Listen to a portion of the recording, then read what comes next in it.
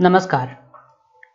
हम लोग Jharkhand current affair का 2023 के लिए हम लोग शुरुआत कर रहे हैं और आप लोगों को पता है कि जब भी मैं कोई भी चीज़ शुरुआत करता हूं तो एकदम बिगिनिंग से शुरुआत करता हूं और उसको एकदम टॉप लेवल तक लेके जाता हूं। तो जो भी एग्जाम में करंट अफेयर में मैक्सिमम मार्क्स स्कोर करना चाहते हैं वो इस वीडियो को पूरा देखें, और जिनको लगता है कि नहीं ये 5-10 मिनट में बजट खत्म हो जाएगा तो फिर आप उसको स्किप कर सकते हैं, क्योंकि मैं यहाँ पे बहुत ही ज़्यादा मेहनत करके हाई क्वालिटी वीडियोस आपके लिए प्रोवाइड कर रहा हूँ। रीज़न एक ही है कि हमारे झारखंड के लोग ऊंचे ऊंचे पदों पर जाएं और अपना स्थान ग्रहण करें, और बाकी आप खुद समझदार हैं। तो let's start with the Jharkhand budget 2023-24। और इसके पहले का बजट मैंने पहले पढ़ा दिया था, आप उसको जाकर के देख सकते हैं। उसी के सिमिलर ये बजट होगा। जो मेरे पहले वाले वीडियोस देखे होंगे उनके लिए बहुत ही ज़्यादा आसान हो जाएगा। तो आपको कभी न कभी शुरुआत करना ही है। अगर पहले आपने नहीं पढ़ा है तो let's start with this budget. तो ये झारखंड करंट अफेयर का पहला वीडियोस होगा। इसमें मैं सारी चीज कवर कराऊंगा, फैक्ट से लेकर के एमसीक्यू क्वेश्चंस, और जब भी और क्वेश्चंस आएंगे मार्केट में तो उसको भी मैं कवर करूंगा यहाँ पे। तो आपको चिंता करने की आवश्यकता नहीं है। मैं आपका एक भी क्वेश्चन एग्जाम में अब छूटने नहीं दूंगा। स्टैटिक तो ऑलरेडी मैंने आपका कंप्लीट करा दिया है, अब करंट अफेयर्स की बारी है। तो करंट अफेयर्स में हम लोग स्टार्ट करते हैं। तो ये देखिए, ये हमारे रामेश्वर उरांव हमारा वित्त मंत्री हैं, और ये आपको पता है ये हमारे रविंद्रनाथ महतो है जो हमारे विधानसभा स्पीकर हैं। रामेश्वर उरांव जी 2023 और 24 का बजट रविंद्रनाथ महतो जी को सौंप रहे हैं। रविंद्रनाथ महतो जी नाला विधानसभा क्षेत्र से विधायक हैं। अब चलिए हम लोग देखते हैं कि 2023-24 का बजट में क्या है और बजट किसको बोलते हैं। जिसको कुछ भी नहीं पता होगा उसको भी इसमें समझ में आएगा, बस आप लोग पेशेंस के साथ रहिएगा। ये जो बजट हमारा पेश हुआ है उसको नाम दिया गया हामिन कर बजट। हामिन मतलब हमारा बजट, और ये बजट पिछले से ज्यादा है। पिछले बार हमारा था 101 मतलब 1,11,01 करोड़। इस बार है 1,16,418 करोड़। तो पिछले बार से बजट हमारा ज्यादा है, लगभग 15,000 करोड़ का बजट हमारा ज्यादा है। तो डेफिनेटली है कि ये बजट हमारे हित में रहेगा। और चलिए हम लोग बजट से पहले एक चीज देखते हैं जो आपको समझ में आना चाहिए। बजट को पहले समझिए आप। मान लीजिए कि नारायण नाम के एक व्यक्ति हैं जिनका कुछ खर्च होता है, और खर्च होगा कब, जब वो कुछ कमाएंगे। तो सबसे पहले इनका मान लीजिए नौकरी करते हैं तो ये 50,000 रुपया महीना का कमाते हैं। पहले आप बजट को समझिए बजट क्या है, उसके बाद आप तो एकदम हलवा लगेगा। उसके बाद ये क्या करते हैं कि अपना परिवार का जो खर्च है उसको कंप्लीट नहीं कर पाते हैं अपना सैलरी से, तो ये पार्ट टाइम टीचिंग का काम भी करते हैं। टीचिंग के काम से 15,000 रुपये महीना कमाते हैं। उसके बाद मान लीजिए कहीं पार्टी वार्टी हुआ, किसी का बर्थडे पार्टी हुआ, या फिर घर में कोई पार्टी दी तो लोग गिफ्ट देते हैं, या कोई दे दिया इनको कहीं से, ठीक है किसी तरह का गिफ्ट इनको मिला है, तो मान लिया जाए कि 10,000 इनको गिफ्ट मिला है। एक पर्टिकुलर महीना का बात कर रहे हैं, हो गया। अब मान लीजिए कि ये है इनका सैलरी, मतलब ये है इनका इनकम। पैसा इतना ही 3 जगह से इनको आ रहा है और पैसा कहीं से नहीं आ रहा है। अब बात करते हैं इनका खर्च कहाँ कहाँ हो रहा है। तो सबसे पहले इनका जो घर चलाने का खर्च है, क्योंकि शादीशुदा व्यक्ति है, बच्चे हैं, घर का खर्च है, तो 20,000 रुपया इनको हर महीना घर चलाने में लग जाता है। राशन पानी एक्स्ट्रा मेड वगैरह को देना जितना सारा है 20,000 में इनका हो जाता है। इन्होंने प्लान किया है कि इस महीना, मान लीजिए कि मई महीना को लेते हैं, तो मई महीना में इन्होंने प्लान किया था कि इस महीना हम फ्रिज लेंगे। तो फ्रिज का इन्होंने पता किया तो बोला हाँ 35,000 में एक अच्छा फ्रिज आ जाएगा। तो 35,000 इनका फ्रिज का बजट इस बार है। उसके बाद इनके बच्चे हैं जो स्कूल में पढ़ते हैं, तो स्कूल में इनका खर्च लगता है बच्चों का 17,000 रुपये प्रति महीना। तो हम पहले इन नारायण जी का बजट निकाल लेंगे तो हमारा झारखंड का बजट ऑटोमेटिकली हमको समझ में आ जाएगा। तो अब बात करते हैं इनका खर्च। तो पहले खर्च देखेंगे कितना कितना खर्च हो रहा है, इनको कहाँ कहाँ खर्च हो रहा है। तो इनका खर्च हो रहा है 20,000 रुपया घर में, 35,000 रुपया फ्रिज में, और 17,000 रुपये स्कूल में। अगर इसको जोड़िएगा आप टोटल तो 20, 30, 50, 1, 60 और 7, 5, 12 मतलब टोटल 72,000 रुपया का इनका खर्च है। तो जब भी आपका मन होता, मान लिया आपको 1 जनवरी को आपका सैलरी मिलता है या 1 फरवरी को सैलरी मिलेगा, ऐसे करके मान लिया आपका होता है, तो जब भी सैलरी मिलता है तो मिलने से पहले आप प्लान करते हैं कि ठीक है इस बार का जो सैलरी आएगा ना उससे हम इस बार फ्रीज कर देंगे। तो ये प्री प्लान होता है। तो बजट एक जो होता है ना वो अनुमानित होता है कि जैसे इन्होंने फ्रिज सोचा हाँ 35,000 में खरीद लेंगे, तो ये अनुमान लगाया कि हाँ 35,000 में हो जाएगा। ऐसा हो ही सकता है कि फ्रिज खरीदने के लिए गए तो पता चला कि 500 रुपये एक्स्ट्रा टेम्पो वाला भाड़ा ले लिया है, 200 रुपया जो है वहां पे देना पड़ा पूजा पाठ करने के लिए, ऐसे करके ये हो गया आपका एक्स्ट्रा खर्च। तो इसी को बोलते हैं एक्चुअल। तो अनुमान इसने लगाया मेरा 35,000 रुपये खर्च होगा, तो इस तरह करके हुआ कि टोटल 72,000 रुपये खर्च होगा। अब अपना देखते हैं कि भैया मेरा पैसा कितना आएगा, तो कहाँ कहाँ से पैसा आएगा। 50,000 रुपये इनका सैलरी आएगी, 15,000 रुपया इनका टीचिंग वाला आएगा और 10,000 रुपये मान ली गिफ्ट आएगा। तो टोटल देखें ये टोटल 75,000 रुपये आएगा। तो उन्होंने देखा कि 75,000 रुपये मेरा पैसा आएगा और 72,000 मेरा खर्च है। अब देखिए जो बजट होता है ना, तो बजट में हम लोग क्या करते हैं कि एक बहुत ही फेवरेट शब्द जिसका नाम है घाटा, राजकोषीय घाटा, राजस्व घाटा, फलना घाटा, ऐसे करके बहुत सारी चीजें। तो हम लोग यहाँ पे घाटा निकालेंगे। तो घाटा निकालने के लिए क्या करते हैं, हम लोग पहले देखते हैं कि मेरा खर्च कितना है। खर्च में से हम लोग देखेंगे कि मेरा कितना पैसा आ रहा है। तो खर्च को क्या बोलेंगे, या तो कुल व्यय बोल लीजिए या टोटल एक्सपेंडिचर बोल लीजिए आप। तो टोटल एक्सपेंडिचर इनका कितना है, ये हो गया मेरा 72,000 रुपया टोटल इनका खर्च है। अब बात करते हैं कि इनका पैसा आ कितना रहा से है। प्राप्तियां जिसको बोलते हैं, प्राप्त कर रहे हैं ना, ये पैसा प्राप्त कर रहे हैं पैसा। टर्म्स को समझिए, अगर आपको अच्छे से चीजों को पकड़ना है तो टर्म्स पकड़ लिए तो आपको सब कुछ पकड़ा गया।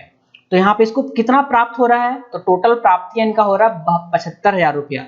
तो आप प्राप्तियां बोल लीजिए या इंग्लिश में रेवेन्यू रिसीट्स बोल लीजिए इसको। तो 72,000 माइनस 75,000 हुआ यहाँ पे, ठीक है। तो आप देखिए यहाँ पे 72,000 है और 75,000 है, तो आपको घटाइएगा तो कितना आएगा, 3,000 आएगा। 3,000 आएगा, लेकिन साइन किसका आएगा, साइन आएगा आपका यहाँ पे बड़ा वाला का। तो बड़ा कौन है, यहाँ पे 75 है, इसका साइन है माइनस। तो यहाँ पर हमारा आया 3,000 रुपया, लेकिन माइनस में। इसका मतलब क्या हो गया, अगर घाटा मेरा माइनस में आता है इसका मतलब मेरे 3,000 रुपये बच गया है ना। तो अब कभी भी ऐसा एग्जाम में क्वेश्चन आए कि अगर किसी राज्य सरकार का जो राजकोषीय घाटा या राजस्व घाटा अगर वो माइनस में दिखा, इसका मतलब है कि सरकार घाटा में नहीं है, सरकार फायदे में है। इनका 3,000 बचा रह गया ना अभी तक, तो ये उनका हुआ घाटा वाला सौदा। इसी तरह से क्या है कि झारखंड को कहीं से पैसा आता है और झारखंड कहीं पैसा खर्च करता है, बस हम लोग को जोड़ घटाना है और कोई यहाँ पे हम लोग का काम नहीं है। तो यही है टोटल बजट हमारा, और इसी को हम लोग एक्सप्लेन करते रहेंगे पूरा थ्रू आउट द वीडियोस। तो बहुत अच्छे से समझिएगा, ये अगर आप समझ गए समझिए आपका बजट क्लियर हो गया। अब मान लीजिए आपको आर्थिक समीक्षा बताते हैं, मतलब इकोनॉमिक सर्वे। अब मान लिए इन्होंने भाई साहब ने बोला ठीक है 35,000 रुपये मेरा आया, लेकिन जब वो फ्रिज खरीद के लाए तो पता चला अच्छा 34,500 में ही दे दिया हमको, 500 रुपया मेरा बच गया। तो जब वो समीक्षा कर रहे हैं, अच्छा 500 रुपये मेरा एक्स्ट्रा बच गया था, मतलब 3,000 प्लस 500 एक्स्ट्रा मतलब 3500 बच गया। तो जब वो वापस से कैलकुलेशन कर रहे हैं सब कुछ काम खत्म हो जाने के बाद, तो उसको बोलते हैं हम लोग आर्थिक समीक्षा या आर्थिक सर्वेक्षण या इकोनॉमिक सर्वे, उसी को बोलते हैं। तो हमेशा समझिए कि बजट जो होता है आने वाले साल का होता है और जो इकोनॉमिक सर्वे होता है वो पिछले वाले साल का होगा। तो यहां से आपको समझ में आ जाना चाहिए कि हम लोग अभी जो पढ़ रहे हैं 2023 में इसको पढ़ रहे हैं, इसका मतलब है कि आने वाला साल का बजट होगा, मतलब 2023 और 24 का बजट होगा। और लेकिन इकोनॉमिक सर्वे किसका होगा, इकोनॉमिक सर्वे हमारे पिछले साल का होगा, मतलब 2022 और 23 का होगा। तो ये दोनों चीज हम लोग को पढ़ना है। तो अभी हम लोग स्टार्ट कर रहे हैं बजट से। अब आगे बढ़ने से पहले हम क्या एक्सपेक्ट कर रहे हैं आपसे, हम आपसे 3 चीज एक्सपेक्ट कर रहे हैं कि आपके पास पेन लेके बैठे होंगे, एक कॉपी लेके बैठे होंगे, और जो टेलीग्राम में मैंने ये PDF दिया था इसका प्रिंट आउट आप जरूर लिए होंगे। और नहीं लिए हैं तो कृपया करके ले लीजिए। टेलीग्राम और हर व्हाट्सएप ग्रुप में जितने भी मेरे चैनल्स है हर जगह ही मैंने इसको अवेलेबल कराया है। ये हर एक बुक में भी होता है, लेकिन ये सरकारी डॉक्यूमेंट है तो 1 रुपया 2 रुपया 5 रुपया आपका लगेगा, आपका बजट पूरा का पूरा क्लियर करवा देंगे हम, कोई डाउट नहीं होगा। तो ये 3 चीज एक्सपेक्ट कर रहे हैं। और चौथा चीज आपसे एक्सपेक्ट कर रहे हैं हम पेशेंस। कहीं पे डाउट होता है तो मेरे को आप व्हाट्सएप कीजिएगा, कॉल कर सकते हैं, हम आपको बताएंगे। लेकिन आपको अगर ठाना है कि हमको जैसे CGL या JPSC क्रैक करना है तो फिर इसको पढ़िए। अगर नहीं पढ़ते हैं तो आपका 2-3 क्वेश्चन तो ऐसे ही गया, और 2-3 क्वेश्चन में कितना मार्क्स आपका जाएगा तो आप ही जानते हैं, मुझे इसमें एक्सप्लेन करने का कोई आवश्यकता नहीं है। तो चलिए, हम एक्सपेक्ट कर रहे हैं कि आपने बिफोर स्टार्ट के सारे प्रीरिक्विजिट पूरी कर लिया होगा। हम मात्र एक पन्ना आपसे प्रिंट आउट मांगे हैं। अब बात करते हैं बजट क्या है। तो बजट क्या होता है, आने वाले वित्तीय वर्ष के लिए सरकार की अनुमानित प्राप्तियां और व्यय का एक वार्षिक विवरण या लेखा जोखा होता है। तो यहाँ पे देखिए जो रेड रेड वाले हैं उनको आप ध्यान समझिएगा। आने वाले वित्तीय वर्ष मतलब बजट हमारा आने वाला साल का होता है। अनुमानित, अनुमान ही कर सकते हैं ना कि भाई यहाँ फ्रिज मेरा 35,000 का है, एग्जैक्टली नहीं बता सकते हैं, हाँ चलो 10% डिस्काउंट मेरे क्रेडिट कार्ड से मिल गया तो, लेकिन अनुमान लगा सकते हैं हाँ मेरा 35,000 रुपया खर्च यहाँ पे होगा। और जो व्यय होगा उसका एक वार्षिक लेखा जोखा होता है। तो आने वाले वित्तीय वर्ष मतलब हम लोग 2023 और 24 का बात करेंगे। अब वित्तीय वर्ष मतलब समझते हैं, तो 2023-24 का मतलब है कि हम लोग यहाँ शुरुआत करेंगे 1 अप्रैल 2023 से 31 मार्च 2024। ये अनुमान सरकार लगाया है कि देखो ये जो हम निकाले है ना, ये इस साल हमारा आगे इतना खर्चा होगा और इतना इतना पैसा मेरा आएगा, सरकार अनुमान लगाया है। तो वित्तीय वर्ष मतलब आप समझ गए। आई थिंक वित्तीय वर्ष क्लियर हो गया होगा। 1 अप्रैल 2023 से अगला साल का 31 मार्च 2024 तक का। अब बात करते हैं प्राप्तियां। प्राप्तियां मतलब जहां से सरकार को पैसा आएगा। जैसे अभी हम लोग देखे थे कि नारायण जी का पैसा कहां से आ रहा था, वो उनका प्राप्तियां था। तो सरकार का जहां जहां से पैसा आएगा वो हम प्राप्तियां बोलेंगे, इंग्लिश में उसको रिसीट्स बोलेंगे आप। अब हम लोग बात करते हैं सरकार को एक्चुअली पैसा कहां से आता है। नारायण जी का तो हम लोग देख लिए पैसा कहां से आता है, लेकिन अब सरकार को पैसा कहां से आएगा भाई। सरकारी नौकरी अगर आप कीजिएगा सरकार आपको पैसा देगा, लेकिन सरकार को पैसा कौन देगा, ये सोचने वाला भी बात है। तो सरकार को पैसा कहां से आता है वो हम लोग देखते हैं। एक क्वेश्चन भी आया है एग्जाम में, मैं आपको बताऊंगा इसको कंप्लीट करने के बाद। देखिए सरकार का सबसे जो ज्यादा पैसा आता है सरकार का अपना टैक्स से आता है। तो दोनों को मिला करके चलना है। स्टेट्स ऑन टैक्स, स्टेट मतलब सरकार का या राज्य का, ओन मतलब हो गया स्व, हिंदी एकदम प्योर शुद्ध हिंदी है तो आपको जैसे लिखा है वैसे ही आपको समझना है। स्वकर, स्व मतलब हो गया ओन और टैक्सेस मतलब हो गया कर राजस्व। यहाँ पे क्लियर है। टैक्स मतलब कर समझते हैं ना, टैक्स हो गया कर हो गया, हम लोग शुरू से सुनते आए हैं। तो सरकार का अपना टैक्स, सरकार का अपना टैक्स मतलब क्या होगा, इसमें किसी का कोई हिस्सेदारी नहीं, एकदम प्योरली झारखंड सरकार का टैक्स होगा। उसका एग्जांपल आपको देते हैं। मान लीजिए कि कोई यहाँ पे जमीन बेचा, आप कोई जमीन खरीद रहे हैं कहीं पर, तो सरकार को टैक्स देते कि नहीं देते हैं। तो वो टैक्स किसको जाएगा, सीधे झारखंड गवर्नमेंट को जाएगा, और कोई गवर्नमेंट को तो नहीं जाएगा, ना तो छत्तीसगढ़ को जाएगा ना भारतीय सरकार को जाएगा, सीधे हमारे झारखंड सरकार को जाएगा, क्योंकि हम झारखंड में जमीन का खरीद बिक्री कर रहे हैं। तो इस तरह का जो टैक्स होगा वो सरकार का अपना टैक्स होगा, स्वकर। उसके बाद बात करते हैं, आपको पता है कि अभी तो जीएसटी आ गया है। तो जीएसटी में दो चीज होता है, एक आपका होता है सीजीएसटी और एक आपका होता है एसजीएसटी। तो सी मतलब हो गया सेंट्रल, एस मतलब हो गया स्टेट। तो जहां भी एसजीएसटी होता है तो उसमें सरकार का हिस्सेदारी कितना है हमारे झारखंड का, ऐसा चीज जो सेंट्रल गवर्नमेंट के थ्रू होता है, लेकिन इसमें कितना सरकार का हिस्सेदारी। जैसे आप एक एग्जांपल ले ले, मान लिया आप रेस्टोरेंट गए, ठीक है, रेस्टोरेंट चल जाते हैं, तो उसमें आप देखेंगे हमेशा दो बाइफर्केशन रहता है, सीजीएसटी और एसजीएसटी। तो ये शुरू में चल जाता है गवर्नमेंट के पास, तो उसमें से जो सीजीएसटी वाला वो तो सरकार का रहेगा ना। केंद्रीय करों में हिस्सेदारी कितना है, क्योंकि ये पैसा सीधे चल जा रहा है उसमें, तो इसमें सेंट्रल का जो टैक्स काट रहा है इसमें इस तरह करके, उसमें से हमारे झारखंड में कितना हिस्सेदारी है, तो वो हो गया हमारा state share of central tax, मतलब केंद्रीय जो कर है उसमें कितना हिस्सेदारी है। तो ये दो टाइप का टैक्स आएगा झारखंड गवर्नमेंट को, और ये दोनों को मिला करके हम लोग बोलेंगे टैक्स रेवेन्यू। टैक्स से कितना रेवेन्यू आ रहा है वो टोटल है, हिंदी में बोलेंगे इसको कर राजस्व। आई थिंक आप भली भांति इसको समझ रहे होंगे। अब बात करते हैं कर भिन्न राजस्व। कर भिन्न राजस्व मतलब क्या हो गया, स्टेट ओन नॉन टैक्सेस, अपना है लेकिन वो टैक्स नहीं है। ऐसा कौन कौन से एग्जांपल हो गया, जैसे आपने पार्किंग का फीस दिया, हेलमेट आपने पकड़ा गया आपका कि आप डबल हेलमेट नहीं लेके चल रहे हैं, आपका 1000 रुपया फाइन हो गया। आप बस किराया दे रहे हैं, सरकारी किराया, तो ये क्या टैक्स थोड़ी दे रहे हैं आप, लिखा थोड़ी रहता है जब मान लिया फाइन देते हैं, तो ये फाइन है ना, ये टैक्स नहीं है। तो इस तरह का जो पैसा सरकार के पास आता है उसको हम लोग बोलते हैं स्टेट ओन नॉन टैक्सेस। ये इससे भिन्न है ना, ये इससे अलग है, कर राजस्व से अलग है, इसलिए इसको बोलते हैं स्व कर भिन्न राजस्व। तो ये पैसा सरकार के पास आया। दूसरा सरकार के पास पैसा आएगा उपहार से या अनुदान से। जैसे गवर्नमेंट ऑफ इंडिया ने एक स्कीम लॉन्च किया, उसके तहत इतने सारे राज्यों का जो जिला है उसका कुछ कुछ पैसा सबको दे दिया, तो ये सरकार को अनुदान मिल गया झारखंड सरकार को। तो इस तरह करके जो होता है उसको हम लोग बोलते हैं कर भिन्न राजस्व, तो ये दोनों को मिला दीजिएगा तो ये हो जाएगा आपका कर भिन्न राजस्व, मतलब नॉन टैक्स रेवेन्यू। तो इंग्लिश में पढ़ने में थोड़ा आसान लगता है, भला भला जानते हैं इसको आप। टैक्स रेवेन्यू, टैक्स रेवेन्यू में कौन, जो सरकार का अपना टैक्स होगा और जो सेंट्रल में उसकी हिस्सेदारी होगा वो टैक्स रेवेन्यू आ गया। नॉन टैक्स में जितना सारा फाइन है या अनुदान है वो आपका नॉन टैक्स आ गया। तो ये आ गया हमारा सरकार का पैसा, और ये दोनों को मिला करके ये भी एक तरह से रेवेन्यू ही है और ये भी एक तरह से रेवेन्यू है। फर्क ये है कि ये टैक्स रेवेन्यू है, ये नॉन टैक्स रेवेन्यू है। तो ये दोनों को मिला करके हम लोग बोलते हैं टोटल राजस्व प्राप्तियां। तो ये राजस्व प्राप्तियां हमारा हो गया झारखंड सरकार का। अब हम लोग बात करते हैं कि और सरकारों कहां से पैसा आ सकता है। मान लीजिए कि आपने लोन लिया है, केसीसी लोन लिया है, तो 4% जो आप दीजिएगा सरकार को वो तो सरकार के खाते में ही जाएगा। तो ऋण की वसूली हो गया, मतलब रिकवरीज ऑफ लोन हो गया, ये भी सरकार को जाएगा।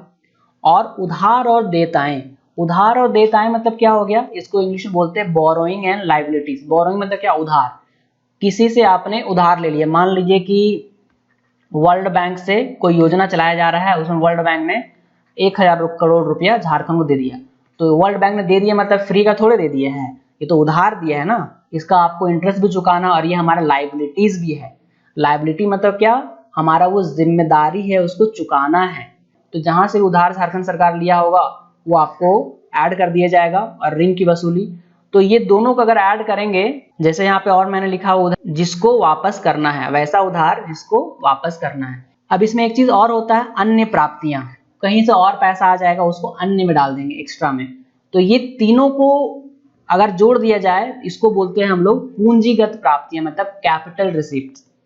ये हमारा हो गया सरकार की प्राप्तियां, मतलब सरकार को इतना जगह से पैसा आएगा। ये टोटल को अगर दोनों को जोड़ दीजिएगा, आप रेवेन्यू रिसिप्ट्स को जोड़ दीजिए और पूंजीगत रिसिप्ट्स को जोड़ दीजिए, मतलब राजस्व प्राप्तियां को जोड़ दीजिए और पूंजीगत प्राप्तियां को जोड़ दीजिए, तो ये पूरा का पूरा सरकार का पैसा आ जाएगा। मतलब और सरकार को पैसा कहीं से नहीं आएगा, बस इतना ही से पैसा सरकार को आएगा। आई होप आपको क्लियर हुआ होगा कि सरकार को पैसा कहाँ से आता है और उसका क्या क्या एग्जाम्पल है। अब हम लोग देखते हैं कि सरकार कहाँ खर्च करता है, वो भी तो इम्पोर्टेंट है। जैसे नारायण जी का हम लोगों ने देखा कि सैलरी तो आ गया, लेकिन खर्च कहाँ कर रहे हैं वो भी हम लोग देखना है। अब झारखंड सरकार कहाँ खर्च कर रहा है वो हम लोग देखेंगे। सबसे पहले जो उसने वर्ल्ड बैंक से लोन लिया था उसका तो ब्याज भुगतान करना पड़ेगा ना। सिर्फ हम लोग ही ब्याज भुगतान नहीं करते हैं, सरकार भी ब्याज भुगतान करता है, उसको भी इंटरेस्ट देना पड़ता है, तो ये ब्याज भुगतान करेगा। दूसरा क्या होगा, जितने भी सरकारी नौकरी वाले होंगे, एएसओ, जो भी आप सरकारी आगे जाके फिर नौकरी कीजिएगा, तो आपको सरकार क्या देगा, आपको वेतन देगा, तो वेतन में खर्चा करेगा। उसके बाद ओल्ड स्कीम पेंशन योजना लागू हुआ है, तो पेंशन में कुछ पैसा खर्चा होगा। कुछ पैसा डीबीटी या सब्सिडी में जाएगा, जैसे मान लीजिए कि किरोसिन या फिर जो चावल वगैरह के लिए, या फिर डायरेक्ट बेनिफिट ट्रांसफर जो होता है उसके लिए सरकार पैसा देगा। तो ये जितना सारा पैसा दे रहे हैं, इससे क्या कोई संपत्ति खरीदा जा रहा है क्या? सरकार संपत्ति नहीं ना दे रहा है किसी को, सरकार बस पैसा दे रहा है। इसको हम लोग बोलेंगे टोटल राजस्व व्यय। मतलब जिस टाइप से यहाँ व्यय मैंने बिठाया है, ये सब को मिला करके बोला जाता है राजस्व व्यय, मतलब रेवेन्यू एक्सपेंडिचर। ये खर्चा हो गया। राजस्व व्यय के बारे में क्या है, राजस्व व्यय ना तो कोई संपत्ति बनाता है और ना ही अर्थव्यवस्था में यह मांग और रोजगार पैदा करता है। मतलब क्या हुआ कि ये कोई संपत्ति नहीं बना रहा ना। जैसे सरकार मान ले सड़क, तो यहाँ पे सरकार सड़क बना रहा है क्या ब्याज भुगतान करके? नहीं बना रहा है। तो ये क्या हुआ, एसेट नहीं बना रहा है, संपत्ति नहीं बना रहा है, बट डायरेक्टली पैसा दे रहा है, तो उससे एसेट नहीं बन रहा है, संपत्ति नहीं बन रहा है। और इससे अर्थव्यवस्था में मांग और रोजगार, मांग मतलब हो गया आपका डिमांड, और इससे रोजगार, रोजगार मतलब हो गया एम्प्लॉयमेंट। जब पैसा दे रहा है, किसी को पैसा दे उससे क्या एम्प्लॉयमेंट पैदा होगा? नहीं ना पैदा होगा। एम्प्लॉयमेंट कब पैदा हुआ, जब एक सरकारी ऑफिस बना दिया जाएगा जहां पर 50-100 वर्कर्स लोग वहां पे काम करेंगे, उससे रोजगार पैदा होगा ना, इससे रोजगार तो पैदा नहीं होगा। ये क्लियर हो गया। राजस्व व्यय सरकारी नौकरियों का वेतन, पेंशन, ऋण सेवा पर किया जाता है, ये राजस्व व्यय हो गया। बहुत अधिक राजस्व व्यय सरकार पर बोझ होता है। सिंपल है, मान लीजिए सरकार को बहुत सारा इंटरेस्ट देना पड़ रहा है, तो बोझे ना है, मेरे पर बोझ रहे, सरकार पर बोझ रहे, आखिर तो बोझे है। अब बहुत बड़ा एजुकेशन लोन ले लिया लेकिन चुकाइए नहीं पा रहे, इतना इंटरेस्ट है उसका है, तो बोझ है कि नहीं सरकार पर या हमारे पर? तो वैसा ही है, किसी को वेतन देना है, पेंशन देना है, ब्याज भुगतान करना है, जहां पर देने का बात है तो डेफिनेटली वो बोझ ही है। तो सरकार इस जितना पर खर्च करेगी उसको हम बोलेंगे राजस्व व्यय। अब बात करते हैं पूंजीगत व्यय। पूंजीगत व्यय का मतलब सिंपल समझिए, जहां से हम लोग कुछ एसेट का निर्माण कर रहे हैं, जहां से कुछ संपत्ति का सृजन कर रहे हैं, संपत्ति का निर्माण कर रहे हैं, सड़क बना रहे हैं, कॉलेज बना रहे हैं, विधानसभा बना रहे हैं, ये सब में जहां खर्च होगा उसको हम लोग बोलेंगे पूंजीगत व्यय। जैसे कैपिटल एक्सपेंडिचर सरकारी खर्च का हिस्सा जो सड़क बनाने, स्कूल, रेल मार्ग, डैम ऐसे को बनाने में खर्च किया जाता है उसको हम बोलेंगे पूंजीगत व्यय। सरल शब्दों में जिससे संपत्ति का सृजन हो या संपत्ति बनाता हो। कोई डाउट नहीं पूंजीगत व्यय और राजस्व व्यय में। तो इस तरह करके जो खर्च होता है उसको हम लोग बोलेंगे पूंजीगत व्यय। स्थापना व्यय किसको बोलेंगे? स्थापना व्यय मतलब ऐसा खर्च जिसको हम लोग कुछ कर नहीं सकते हैं, उसको खर्च होना ही होना है। एक्चुअली इसमें 2-3 पार्ट है, जब हम टेबल बताएंगे ना, टेबल को जो प्रिंट आउट किए हैं उसको ध्यान से देखिएगा, सब कुछ क्लियर कर देंगे हम। तो स्थापना व्यय एक है यहाँ पे। उसके बाद सरकार बहुत सारा योजना लेकर के आ रही है, किशोरी समृद्धि योजना हो गया, फिर रोजगार सृजन योजना हो गया। तो योजना में सरकार जो खर्च करेगी वो उसका खर्च होगा।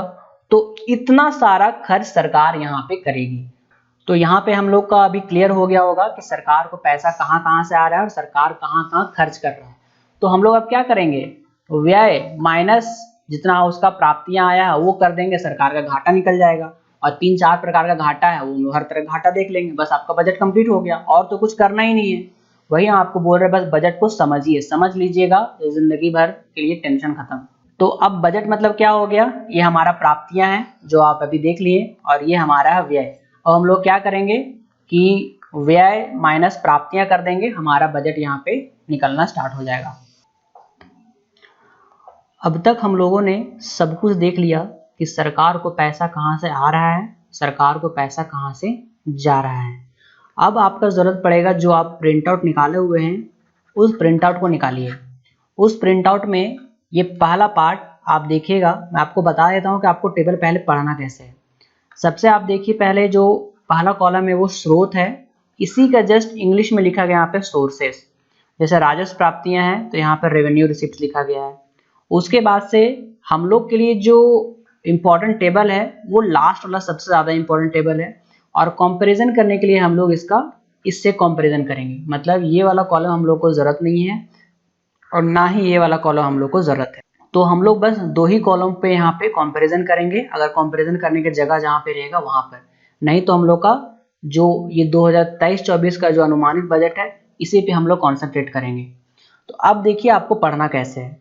सबसे पहले हमको क्या बताए थे कि सरकार को जो पैसा कहाँ से आएगा, तो मैंने बताया था कि कर राजस्व। कर मतलब 2 टाइप से टैक्स उनको आएगा, या तो उनका अपना टैक्स होगा, स्टेट का ओन टैक्स स्व कर राजस्व, या सेंट्रल टैक्स में उसका हिस्सेदारी। तो आप देखिए स्टेट ओन टैक्स जो अपना उसका टैक्स आ रहा है वो कितना आ रहा है, तो इसको पढ़ने का भी तरीका है। पॉइंट के बाद वाला जो रहेगा नंबर वो रहेगा आपका लाख में, और इसके पहले वाला सारा रहेगा करोड़ में। जैसे ये आपका हो गया 30,860 करोड़। तो 30,860 करोड़ सरकार को टैक्स आएगा, अपना टैक्स, जिसमें मैंने बताया जैसे जमीन बेच ले वैसे करके बहुत एग्जांपल होगा, उसमें हम लोग को नहीं जाना है।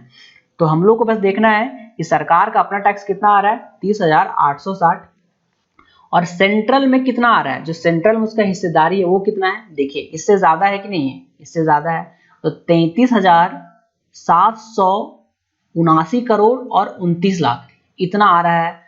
तो क्वेश्चन आपको ये कभी नहीं पूछेगा कि कितना आया, ये पूछेगा अगर डीप पूछना रहेगा कि कर राजस्व में से सरकार को सबसे ज्यादा प्राप्ति कहाँ से हुई। आपको ऑप्शन रहेगा स्टेट का ओन टैक्स, यहाँ ऑप्शन रहेगा सेंट्रल टैक्सेस में हिस्सेदारी, आपको टिक करना है सेंट्रल टैक्सेस में हिस्सेदारी। तो ऐसे करके क्वेश्चन आपको पूछेगा। अब देखिए ये दोनों को अगर आप जोड़िएगा तो ये टोटल कर राजस्व आएगा। तो आप देखिए यहाँ पे 30,860 और 33,779, अगर आप इसको जोड़िएगा यहीं से दिख जाएगा आपको। 29 का 29 यहाँ पे उतरा हुआ है, 9 का 9 यहाँ उतरा है, 7 6 13 के 3 यहाँ उतरा हुआ है, 8 7 15 और हाथ में 1 16, फिर 3 1 4 और 3 3 6। मतलब ये हो गया आपका टोटल राजस्व प्राप्तियां कर वाला हुआ है, जो कर से राजस्व आएगा वो है इतना। अब हम लोग देखते हैं सरकार को नॉन टैक्स रेवेन्यू कितना आया है। जैसे सरकार का स्व कर भिन्न राजस्व, जैसे हेलमेट वाला फाइन वगैरह वगैरह जितना आता है। तो आप देखिए यहाँ पे ये है आपका 17,259 करोड़ और 44 लाख।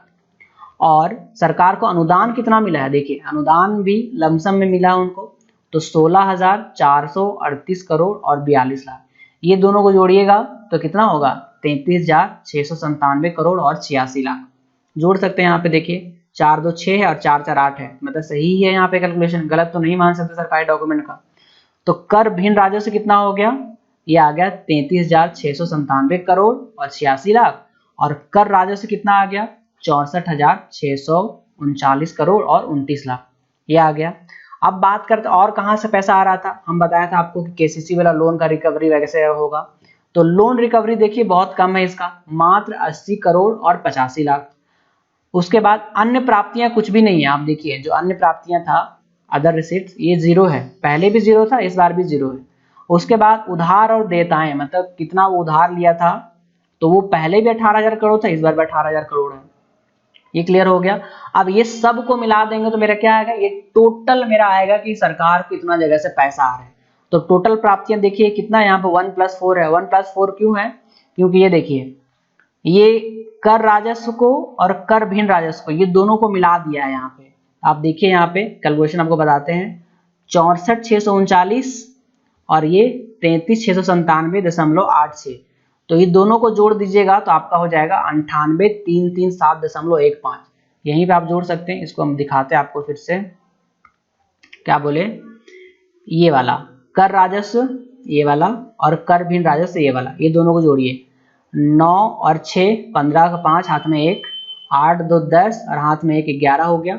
इसका मतलब हो गया कि ये वाला सही है। तो सरकार को टोटल जो राजस्व प्राप्तियां हैं वो हो रहा है 98,337 करोड़ और 15 लाख। और पूंजी प्राप्तियां कितना हो रहा है, इसको कैपिटल रिसीट्स बोलेंगे, तो कैपिटल रिसीट कितना हो रहा है 18,080 करोड़ और 85 लाख, क्योंकि 85 ये वाला जुड़ा हुआ है।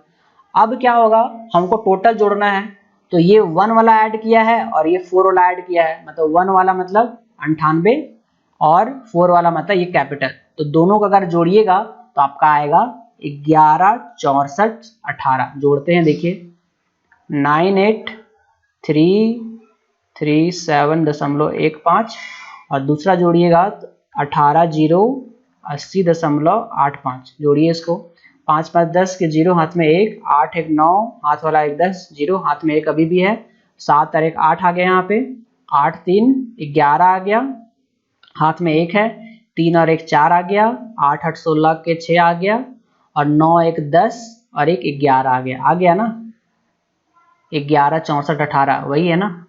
1,16,418 करोड़ का बजट है इस बार झारखंड सरकार का है, और पैसा कहाँ कहाँ से आ रहा है वो हम लोग देख लिए।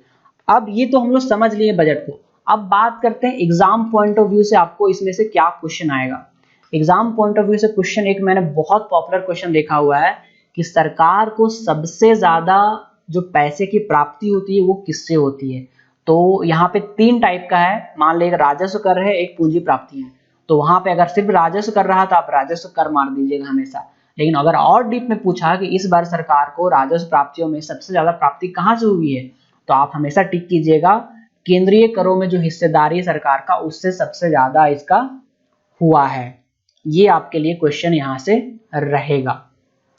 और मान लीजिए कि क्वेश्चन ऐसे रहा कि पिछला साल की तुलना में इस बार कर राजस्व में कितनी प्रतिशत की वृद्धि हुई, तो प्रतिशत की वृद्धि निकालने हम लोग को पता है।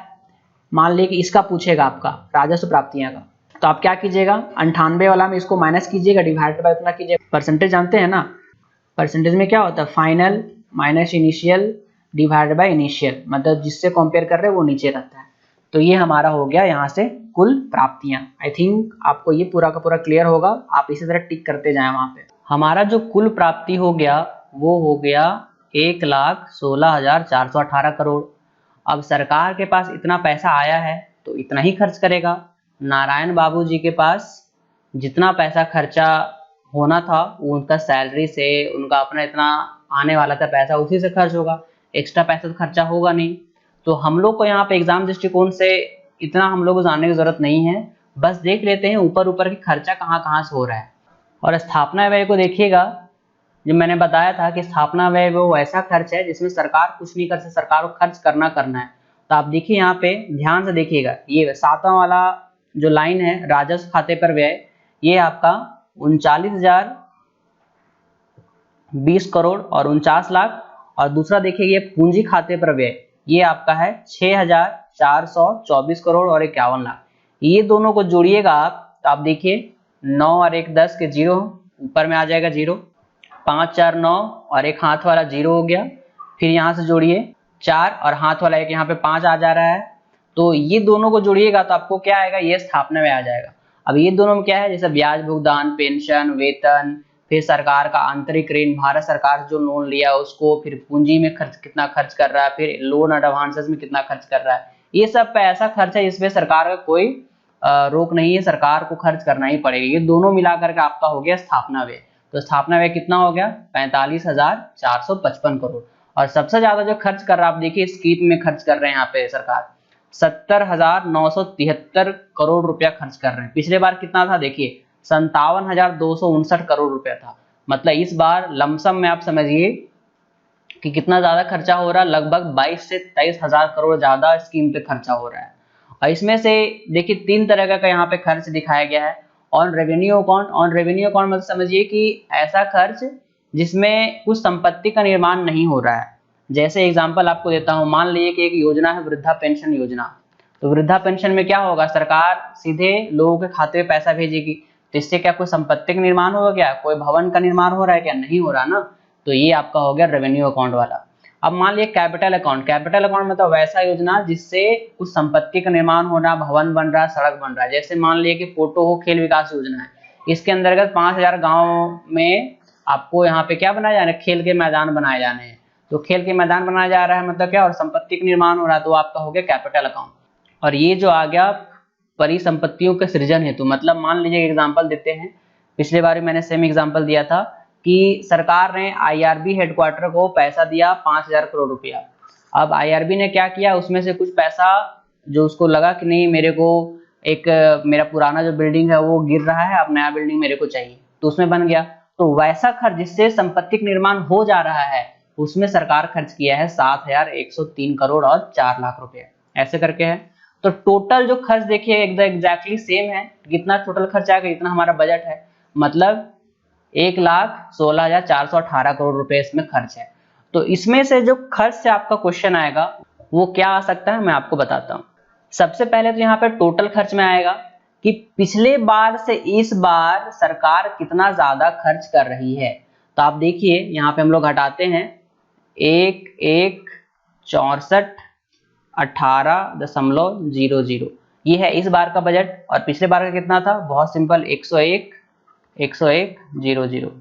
अब यहाँ पे घटाइए कितना हो रहा है, यहाँ आएगा 00 पॉइंट, 8 में 1 गया, यहाँ 7 बचा, 1 का 1 उतर जाएगा, यहाँ पे 4 में 1 गया, यहाँ पे 3 आ गया, फिर 6 में 1 गया, यहाँ पे 5 आ गया, और 11 में से 10 के यहाँ पे 1 आ गया। मतलब 15,317 करोड़ रुपया ज्यादा इसमें खर्च हो रहा है। तो पहला क्वेश्चन इस पर आएगा आपका कि सरकार का बजट पिछले बार की बजट से कितना ज्यादा है या क्या है। तो 15,317 अगर आप 101 में जोड़ दीजिएगा तो हमारा आएगा 1,16,418 करोड़। तो वही मैंने बोला था कि 15,000 ज्यादा है। तो देखिए ये 15,000 ज्यादा है, तो इसको हम लोग ना लमसम में कितना परसेंट कर सकते हैं, क्योंकि 100 रुपया से अगर हम 15 रुपया ज्यादा करते तो होता है 115 रुपया। तो यहाँ भी उसी तरह है कि 1 लाख में अगर 15% निकालेंगे तो 15,000 होगा। तो लमसम में ये 15% ज्यादा है हमारा इस बार का बजट पिछले बार का बजट से। ये हो गया आपका पहला क्वेश्चन। दूसरा क्वेश्चन यहाँ पे आ सकता है कि सरकार स्कीम पर इस बार कितना खर्च कर रही है। तो स्कीम पे सबसे ज्यादा खर्च कर रही है, ये आप ध्यान रखिएगा बस। यहाँ पे अगर ये क्वेश्चन कहीं से आता भी है डीप वाला क्वेश्चन तो मैं उसको अगला में कवर कराऊंगा, अभी नहीं कवर करा रहा हूँ इसको कि कितना ज्यादा है और कितना परसेंट ज्यादा है, बस टोटल बजट वाला मैं करा रहा हूँ। और 2 क्वेश्चन जो सबसे फेवरेट एग्जाम में पूछे जाते हैं मैं उसको कराता हूँ अभी। आपसे ये पूछेगा कि इस बार का राजस्व व्यय में, इस बार का राजस्व व्यय जो खर्चा हो रहा है 84,676, वो पिछले बार के बजट से कितना ज्यादा है। या फिर ये क्वेश्चन पूंजी खाते में भी पूछ सकता है। ये 31,742 करोड़ था और पिछले बार था 24,827 करोड़। तो पूंजी खाते में व्यय इस बार कितना ज्यादा है, तो उसी तरह हम लोग निकालेंगे। कैसे, परसेंटेज कैसे निकालते हैं, परसेंटेज निकालने के लिए आप घटाते हैं 3,742,00, इसको घटाइए आप 24,827.70 घटाइए यहाँ पे आ जाएगा कैरी फॉरवर्ड, यहाँ पे हो जाएगा 10 में 7 जाएगा, यहाँ पे 3 बच जाएगा, यहाँ पे 1 हो गया था तो 11 में 7 जाएगा, यहाँ बच जाएगा 4, फिर यहाँ पे 3 में 2 जाएगा, यहाँ बच जाएगा 1, यहाँ आ जाएगा 9, यहाँ आ जाएगा 6। तो 6,914 करोड़ और 30 लाख यहाँ पे ज्यादा है। तो परसेंटेज में निकालने के लिए क्या कीजिएगा, 6914 डिवाइडेड बाय कितना कीजिएगा, कीजिए आप कैलकुलेशन कैलकुलेटर से खुद से, 827/7।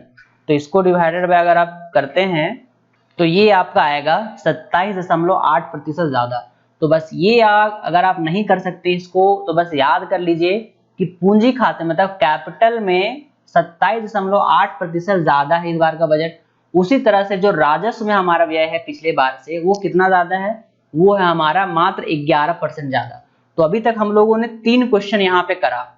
3 क्वेश्चन कौन कौन करा एक्सपेंडिचर में, कि हमारा जो टोटल बजट है, टोटल बजट 15% ज्यादा है पिछले बार से।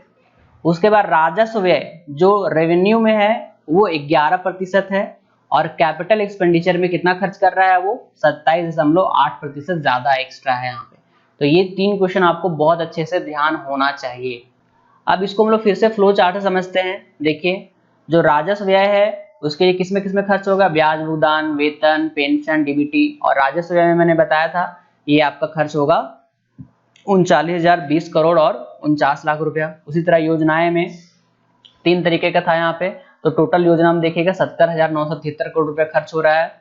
पूंजीगत व्यय में देखिएगा तो ये 6,424 करोड़ और 51 लाख, और ये 25,300, ये क्योंकि पूंजीगत ये पूरा का पूरा पूंजीगत व्यय है, तो पूंजीगत व्यय को मैंने क्या किया, ये जितना खर्च कर रहा था वो भी, और योजना से जो पूंजी बन जा रहा था तो ये वाला भी इसमें मैंने ऐड कर दिया, तो ये डबल काउंट हो गया यहाँ पे, है ना।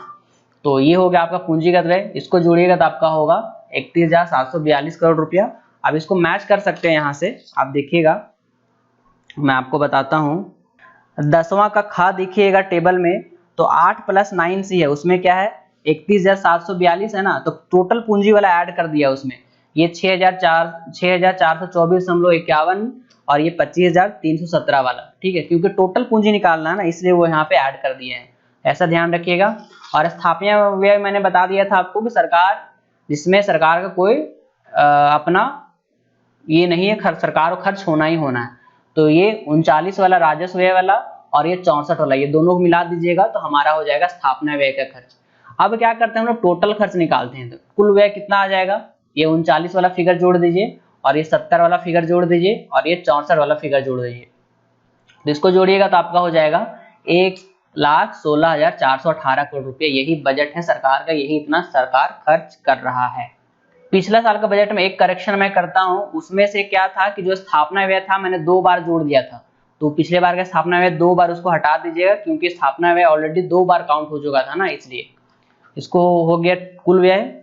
अब यहाँ पे आएगा मेरा राजस्व व्यय। राजस्व व्यय मेरा कितना है, जितना आपको दिख रहा है यहाँ पे, टोटल यहाँ पे कितना है 39,020, और यहाँ पे आएगा आपका स्थापना व्यय वाला जितना था ये वाला, है ना, इसको जोड़िएगा तो आपका आएगा 84,686 करोड़ रुपया। ये आपको कहाँ मिलेगा, देखिएगा राजस्व व्यय का 10 नंबर पॉइंट का वाला पॉइंट, इसमें लिखा है 7 + 9 का है ना, 7 + 9 का, तो हम वही किए हैं, 7 + 9 का यहाँ पे ऐड किए हैं, तो मेरा राजस्व आ गया यहाँ पे। हम टोटल राजस्व को अलग कर दिए हैं, पूंजीगत को अलग कर दिए ना, इसलिए यहाँ पे ऐसा कैलकुलेशन है। तो राजस्व व्यय कितना आ गया मेरा, और इसी का परसेंटेज पूछ रहे थे ना हम कि इसका कितना परसेंटेज है, तो ये वाला जो परसेंटेज था आपका राजस्व व्यय वाला वो कितना था, वो आपका 11% ज्यादा था पिछले बार से। और अगर पूछेगा आपसे पूंजीगत खाते पर व्यय तो आप क्या बोलिएगा, वो 27.8% ज्यादा, यही हम लोग पढ़े ना अभी, यही इंपॉर्टेंट है हम लोग के लिए। तो अब देखते हैं जितना सरकार पैसा आया उसमें सबसे ज्यादा सरकार पैसा कहाँ खर्च कर रहा है। तो आपको बहुत अच्छा लगेगा जान करके, पिछले बार भी एजुकेशन पे सरकार खर्च कर रही थी, इस बार भी सरकार एजुकेशन में बहुत ज्यादा खर्च कर रही है। तो ये फिगर बहुत इंपॉर्टेंट है कि सरकार योजनाओं में से सबसे ज्यादा फिगर या सबसे ज्यादा पैसा कहाँ खर्च कर रही है, एजुकेशन में कितना कर रही है, 12.8% खर्च कर रही है हमारे सरकार। तो ये बहुत अच्छा बात है हमारे लिए। दूसरे नंबर पे आप देखिएगा तो मेरे को ये पंचायती राज वाला मिल रहा है, पीआरआई मतलब क्या हो गया, हमारा ग्राम सभा, ग्राम पंचायत, मुखिया, गाँव पे ज्यादा फोकस वो लोग कर रहे हैं, तो ये भी बहुत अच्छा बात है, ठीक है। तीसरा में अगर आप देखिएगा तो टॉप 3 तो आप याद ही रख लीजिए, मेरे ख्याल से हेल्थ एंड ड्रिंकिंग वाला 3rd नंबर पे आ रहा है। आप देखिए इससे ज्यादा तो कोई है नहीं, 9.8 से ज्यादा कोई है क्या? और नहीं, नहीं यही है। तो तीसरे नंबर पे आपका आ गया हेल्थ एंड ड्रिंकिंग वाला। अब चलिए, अब हम लोग को 3-4 को घाटा निकालना है, जो हम लोग शुरू में निकाले थे घाटा। तो 4 तरफ का घाटा हम लोग को चाहिए, राजस्व घाटा, प्रभावी राजस्व घाटा, राजकोषीय घाटा और प्राथमिक घाटा। सबसे पहले हम निकालते हैं राजस्व घाटा। राजस्व घाटा मतलब रेवेन्यू डेफिसिट। रेवेन्यू डेफिसिट कैसे निकलेगा? टोटल राजस्व व्यय, जितना राजस्व में खर्चा हो रहा है और जितना सरकार को पैसा आ रहा है। मैंने नारायण बाबू ने बताया था क्या चीज, पहले व्यय माइनस आमदनी। तो व्यय मतलब हो गया ये और आमदनी मतलब हो गया प्राप्तियां। लेकिन हमको किसका व्यय और आमदनी निकालना है? ये राजस्व का निकालना है, रेवेन्यू का निकालना है। ध्यान रखिएगा, पूंजीगत का नहीं निकालना है, कैपिटल का नहीं निकालना है। तो राजस्व व्यय कितना था हमारा? अभी अभी हम लोगों ने जोड़ा पिछला स्लाइड में, ये 84,676 करोड़ है। और राजस्व प्राप्तियां मेरा कितना आया था? ये आया था आपका 98,337.15। ये मैं बताता हूँ आपको कहाँ मिलेगा। अपना टेबल खोलिएगा, उसमें आपको मिलेगा ये 10वां का टेबल में देखिए ये इतना है कि नहीं है। और उसके बाद राजस्व प्राप्तियां, तो प्राप्तियां आपको ऊपर मिलेगा। तो राजस्व प्राप्तियां ऊपर देखिए एकदम फर्स्ट नंबर में इतना लिखा हुआ है ना। तो मैंने यही बोला था कि जो घाटा है वो सेम रहेगा, लेकिन राजस्व हर जगह, तो राजस्व हर जगह जोड़ दिए हम, है ना। अगर राजस्व हटा दीजिएगा तो घाटा बराबर व्यय माइनस प्राप्तियां, वही हुआ। हमको राजस्व निकालना है तो राजस्व का हम कर देंगे, काम खत्म हो गया। तो ये टोटल मेरा आ जाए कितना? 13,661 करोड़ और 15 लाख। अब ये आ गया माइनस में। क्यों माइनस में आ गया? क्योंकि इसका साइन ज्यादा है, बड़ा है ना, ये इसका साइन बड़ा है। अब ये घाटा माइनस में है, इसका मतलब क्या हुआ? सरकार क्या माइनस में है क्या? नहीं, सरकार माइनस में नहीं है। जितना सरकार के पास पैसा आया है उससे थोड़ा कम ही खर्च किया है, मतलब सरकार इस बार फायदे में है। अब ये क्वेश्चन आपको आएगा, क्वेश्चन ये फिगर वाला तो आपको आने से रहा। क्वेश्चन क्या आएगा कि इस बार का बजट में सरकार का राजस्व घाटा किस प्रकार का रहा? नेगेटिव रहा, पॉजिटिव रहा, या सरकार फायदे में रही, या सरकार को नुकसान हुआ? और तीसरा जो सबसे इंपॉर्टेंट क्वेश्चन इसमें आएगा, जो एकदम आना ही है, वो पूछेगा कि झारखंड का जीएसडीपी का वो कितना % है। जैसे जीडीपी होता है हमारा पूरा इंडिया लेवल पे, gross domestic product. State level पे होता है हमारा ग्रॉस स्टेट डोमेस्टिक प्रोडक्ट, सकल राजकीय घरेलू उत्पाद। राजकीय यहाँ पे आ गया ना, राजकीय यहाँ पे आ गया, स्टेट यहाँ पे आ गया। तो हमारा जो स्टेट का जीडीपी का है वो 3.4% है मात्र। यहाँ पे आप देखिएगा, यहाँ पे 11 वाला में 3.4 है ना, यहाँ पे माइनस 3.4%। तो ये क्वेश्चन आएगा, एकदम डायरेक्टली क्वेश्चन आता है कि इस बार का बजट में राजस्व घाटा हमारे जीएसडीपी का कितना प्रतिशत है। तो डायरेक्ट क्वेश्चन आएगा 3.4%। एकदम रट लीजिए, आप कॉपी में नोट कर लीजिए, एकदम 100% है ना, ऐसा ही क्वेश्चन आएगा। दूसरा घाटा हम लोग निकालते हैं प्रभावी राजस्व घाटा। प्रभावी राजस्व घाटा मतलब क्या होगा? इफेक्टिव राजस्व में हम लोगों ने कितना खर्चा किया। इसमें हम लोग क्या करते हैं, कुछ खर्चा जो हम लोग पूंजीगत में किए हैं उसको और हटा देते हैं ताकि हमारा इफेक्टिव निकल जाए। तो राजस्व घाटा ऑलरेडी हम लोगों ने निकाल लिया यहाँ पे। तो राजस्व घाटा में अगर संपत्ति का सृजन हो रहा है, जो कैपिटल अकाउंट में खर्चा करो उसको अगर हटा दिया जाए, है ना, तो ये हमारा हो जाएगा टोटल इफेक्टिव राजस्व घाटा। तो पहले राजस्व घाटा निकालना है हमारा, इफेक्टिव निकालने पर राजस्व घाटा निकालनी। राजस्व घाटा मेरा कितना हो गया? -13, मतलब 13,661 करोड़ और 15 लाख। और जिससे संपत्ति का सृजन हो जा रहा है वो देखिएगा टेबल में मैंने आपको बताया था, जिससे संपत्ति का सृजन हो जा रहा है। 9 का ख देखिए, 9 का ख मैंने बताया था ना कि आईआरबी को पैसा दे दिया लेकिन संपत्ति का सृजन हो जा रहा है। तो वो कितना हो रहा है? वो हो रहा है 7,103 करोड़ और 4 लाख रुपया। तो इसको घटाइएगा तो ये भी माइनस, अल्टीमेटली क्या हो, ये ऐड हो जाएगा ना ये वाला। तो ये ऐड होकर देखिए 13,720 का फिगर में आ गया कि नहीं आ गया? ठीक है, 20,764.19 करोड़। तो यहाँ पे देखिए ये वाला फिगर दूसरा में 12 नंबर का। और ये जीएसडीपी का कितना होगा? ये पैसा ज्यादा है तो जीएसडीपी भी ज्यादा होगा। तो ये 3.4 ऊपर वाला था, ये कितना है? ये है मेरा 4.91%, लेकिन माइनस में। ये इतना प्रतिशत तो जीएसडीपी है। आई थिंक आपको राजस्व घाटा और प्रभावी राजस्व घाटा समझ में बेसिकली आ ही गया होगा, कोई डाउट नहीं इसमें। अब 2 और घाटा हम लोग देखते हैं, वो आपका राजकोषीय घाटा और एक है प्राथमिक घाटा। तो राजस्व घाटा का फॉर्मूला क्या होता है? टोटल एक्सपेंडिचर निकाल दीजिए, मतलब टोटल जितना खर्च हो रहा है, टोटल कुल प्राप्तियां भी निकाल दीजिए और उसमें से देयता ना सृजित करने वाली प्राप्तियां हटा दीजिए। ठीक है, तो इसमें बहुत सारे चीजों को घटाया जाता है, जहां से जो हमारा देयताएं हैं, मतलब जो लायबिलिटीज है, हर अलग अलग जगह से लायबिलिटीज को घटा दिया जाता है।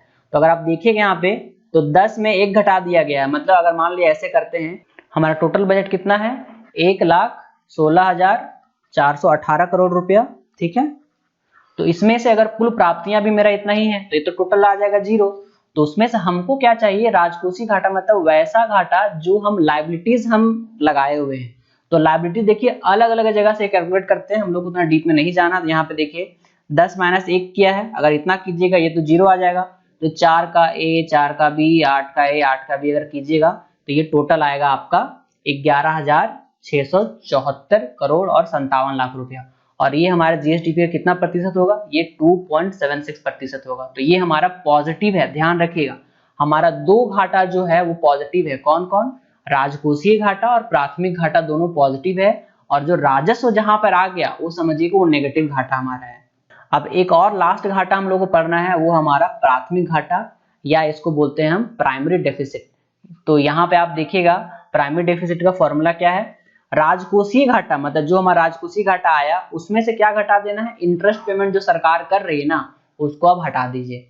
तो राजकोषीय घाटा हम निकाल लिए थे, ऊपर में कितना है 11,674 करोड़ 57 लाख। और ब्याज भुगतान कितना कर रहा है, ब्याज भुगतान कर रहा है 6,787 करोड़ और 9 लाख रुपया। तो ये आपको मिलेगा 7 का काम है, वहां पे देखिएगा ब्याज भुगतान का वहां एक टेबल है। तो वहां से राजकोषीय घाटा में अगर आप ब्याज भुगतान घटा देते हैं तो ये आपका आ गया प्राथमिक घाटा। और ये कितना है टोटल 4,887 करोड़ और 48 लाख। ये जीएसडीपी का कितना प्रतिशत है, तो ये मात्र है आपका 1.15%।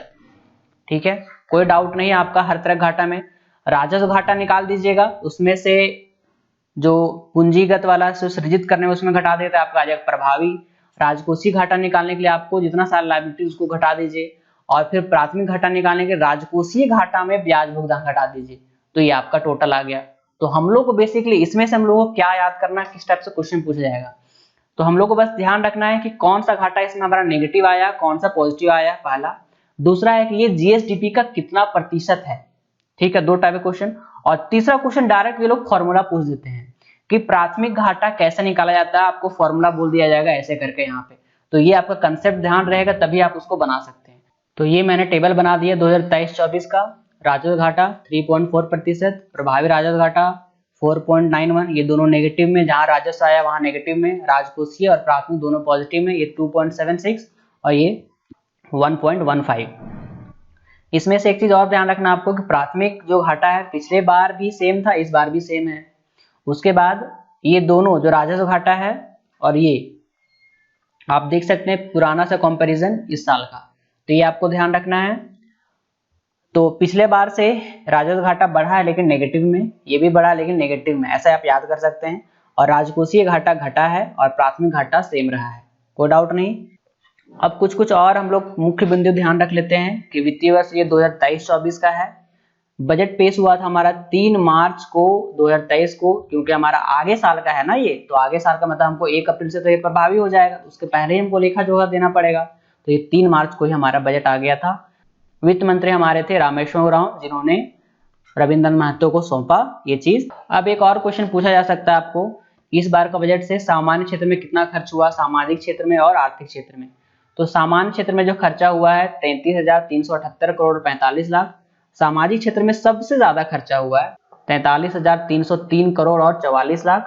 और आर्थिक क्षेत्र में 39,736.11 यहाँ पे करोड़ खर्च हुआ है। अगर लाख और करोड़ में गलती बोलने में हुआ तो उसको आप इग्नोर करेंगे।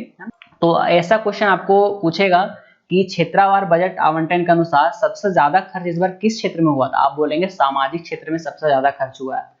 फिर से इंपॉर्टेंट पॉइंट, मैं बार बार पॉइंट को इसलिए दोहरा रहा हूं क्योंकि इंपॉर्टेंट है। वित्तीय वर्ष 2023-24, वित्त मंत्री रामेश्वर उरांव, बजट की तारीख 3 मार्च 2023। बजट की कुल राशि 1,16,418 करोड़, कितना ज्यादा है 15,317 आई थिंक है ना, आप देख लीजिएगा। और ये कितना प्रतिशत होगा, ये 15% होगा पिछले बार से। पूंजीगत व्यय कितना है 31,742 करोड़ रुपया, जो इस बार हमारा 27.8% ज्यादा है। पूंजीगत कैपिटल वाला हमेशा सबसे ज्यादा है फिगर में यहाँ पे, उसके बाद रेवेन्यू वाला रहेगा, तो राजस्व वाला है ना, रेवेन्यू मतलब राजस्व वाला, तो ये आपका आएगा आई थिंक 11% ज्यादा है ये वाला, है ना, हाँ 11% ज्यादा है, ये 27.8%, ये 15%। अब एक और क्वेश्चन पूछेगा कि हमारा जो विकास दर है, जो डेवलपमेंट रेट है, वो कांस्टेंट रेट पर और करंट रेट पे पूछेगा।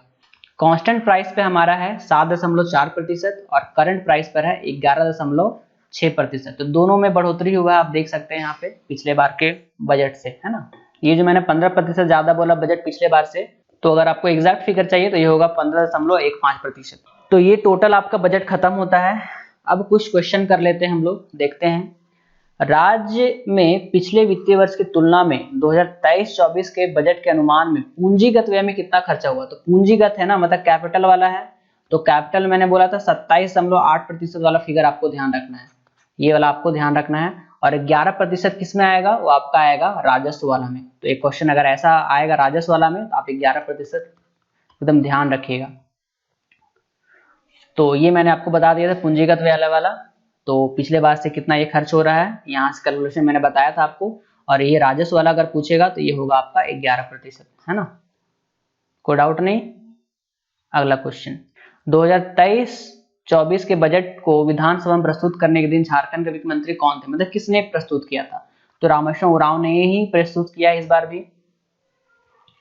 अगला क्वेश्चन है, वर्ष 2023-24 में झारखंड के लिए कुल बजट राजस्व प्राप्ति कितनी है, मतलब इस पर टोटल जो रेवेन्यू आया सरकार का, ठीक है, राजस्व रेवेन्यू, वो कितना आया है, मैंने ऑलरेडी बता दिया था। 98 वाला फिगर है ये, 98,337 करोड़ और 15 लाख रुपया, ठीक है, ये आपको ध्यान रखना है। तो यही मैंने आपको बता दिया था, ये राजस्व प्राप्तियां। तो राजस्व प्राप्तियां कितना हो रहा था, इनका टोटल को जोड़ करके इतना हो रहा था, और ये आपका पूंजीगत प्राप्तियां यहाँ पे हो रहा था, है ना। झारखंड राज्य में निम्नलिखित में से कौन सा क्षेत्र अधिकतम धन प्राप्त करने के लिए जा रहा है। इस बार कौन सा सेक्टर सबसे ज्यादा खर्च कर सरकार यहाँ पे करेगा, तो मैंने बताया था वो शिक्षा में सबसे ज्यादा खर्च कर रहा है, पहला। दूसरा नंबर पे PRI मतलब पंचायती राज में, तीसरे नंबर में हेल्थ एंड ड्रिंकिंग में खर्च कर रहा है। तो ये आपको ध्यान रखना है, ये मैंने बताया था आपको, पहला एजुकेशन, दूसरा पंचायती राज, तीसरा हेल्थ एंड ड्रिंकिंग। तो ये पूरा का पूरा आपका बजट खत्म होता है। अगर मेरे को और भी क्वेश्चन कहीं से मिलते हैं जो प्रीवियस ईयर में पूछे जा सकते हैं, या फिर कुछ इंपॉर्टेंट कहीं से सेट में मेरे को मिले, तो मैं अलग से उनको भी मैं वापस से यहाँ पे करा दूंगा। मेरा इस बार का टारगेट यही था कि आप बस बजट को समझ लो और बेसिक अंडरस्टैंडिंग आप प्राप्त कर लो। बाकी अगर आपको JSSC का कोई भी कोर्स अगर आपको चाहिए, जिस तरह से मैं पढ़ाता हूँ एकदम कंसेप्चुअल टाइप से, और मैं बहुत ज्यादा एडवर्टाइजमेंट नहीं करता हूँ, क्योंकि लोगों को पता है यहाँ पे कि वो लोग क्या चीज मिलते हैं। मेरे वीडियोस बहुत फ्रिक्वेंटली नहीं आते हैं यूट्यूब पे, लेकिन जब भी आते हैं वो एकदम क्वालिटी वाले वीडियोस होते हैं। और मैं जहाँ पे रेगुलर जो भी क्लासेस कराता हूँ, मैं लोगों को कभी कॉम्प्रोमाइज करने के लिए नहीं देता हूँ, है ना। मैं हाँ फीस में मैं थोड़ा सा कॉम्प्रोमाइज कर दूंगा, लेकिन क्वालिटी में मैं कभी कॉम्प्रोमाइज नहीं करता हूँ आपके लिए। तो अगर आपको कोई भी कोर्स हमारे लिए चाहिए तो हमारे कोर्सेज को ज्वाइन कर सकते हैं। नीचे डिस्क्रिप्शन में हमारे ऐप का लिंक दिया गया है, और हमारे ग्रुप से जुड़ना ना भूलें। हमारे ग्रुप में व्हाट्सएप ग्रुप है, टेलीग्राम ग्रुप है, सारे ग्रुप का लिंक डिस्क्रिप्शन में दिया गया है। इस नंबर पे आप हाइक करके भी ग्रुप में आ सकते हैं, वहाँ सारे का लिंक आपको ऑटोमेटिक मिल जाएगा। और हमारा ऐप डाउनलोड करके आप कोई भी कोर्सेज को एनरोल कर सकते हैं। वहाँ पे एग्जैक्टली PDF नोट्स आपको मिलेगा जो मैं एक्सप्लेन करता हूँ, ताकि आपको कोई भी चीज कंफ्यूज यहाँ पे ना हो। तो मिलते हैं नेक्स्ट लेक्चर में, करंट अफेयर का सीरीज स्टार्ट ही रहेगा। ऑल द बेस्ट, जय हिंद।